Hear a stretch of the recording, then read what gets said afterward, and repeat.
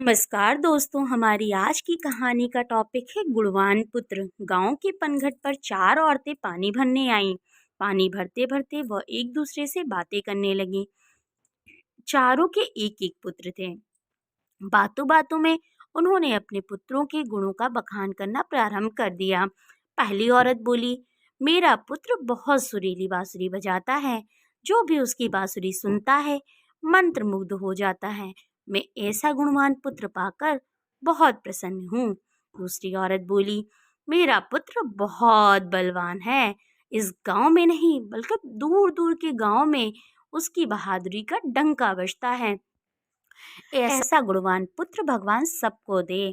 तीसरी औरत कहाँ पीछे रहती। वह बोली, मेरा पुत्र कुशाग्र बुद्धि है। उससे अधिक बुद्धिमान इस पूरे गांव में नहीं। लोग अपनी समस्या लेकर उसके पास आते हैं। मैं ऐसा पुत्र पाकर धन्य हो गई।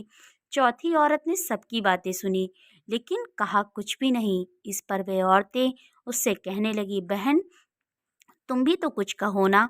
तुम्हारे पुत्र में क्या गुण है? कोई ना कोई गुण गुण तो अवश्य होगा।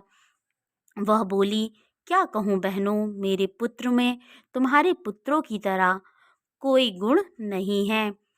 उसकी बातें सुनकर तीनों औरतों ने गर्व से अपना सिर उठा लिया। कुछ देर में सबने पानी भर लिया और वापस जाने के लिए अपना अपना घड़ा उठाने लगीं। उसी समय पहली औरत का पुत्र हाथ में बांसुरी लिए वहां से गुजरा। उसने देखा कि उसकी माँ पानी से भरा घड़ा उठा नहीं पा रही है, किंतु वह अनदेखा करके बांसुरी बजाते हुए वहां से चला गया। दूसरी औरत का पहलवान पुत्र कुछ ही दूर पर मुंदर घुमा रहा था। उसकी माँ कुएं से घड़ा उठाकर जैसे ही उतरी, उसका पैर फिसल गया। किसी प्रकार वह संभल गई, किंतु पहलवान पुत्र अपनी माँ को नजर उठाकर देखने के बाद भी उसके पास नहीं आया और अपनी कसरत में लगा रहा।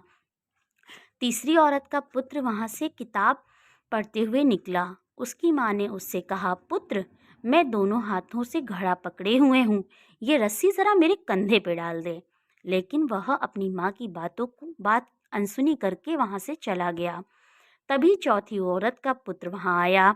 अपनी माँ के सिर से घड़ा देख वह उसके सिर के पास गया और उसके सिर से घड़ा उतार कर अपने सिर पर रखकर चलने लगा। कुएं के पास बैठी एक बुढ़िया ये सब देख सुन रही थी। वह बोल पड़ी, मुझे तो बस एक ही गुणवान पुत्र नजर आ रहा है, वही जो अपने सिर पर घड़ा लिए जा रहा है। माता पिता की सेवा करने वाला पुत्र से गुणवान पुत्र भला कौन हो सकता है। सीख, गुणवान वही है जो अपने माता पिता की सेवा करे और साथ ही सबकी सहायता के लिए तत्पर रहे। दोस्तों, अगर आपको हमारी ये कहानी अच्छी लगी हो तो प्लीज़ मेरे वीडियो को लाइक एंड चैनल को सब्सक्राइब करना ना भूलें। Thank you for watching and keep supporting. Bye bye.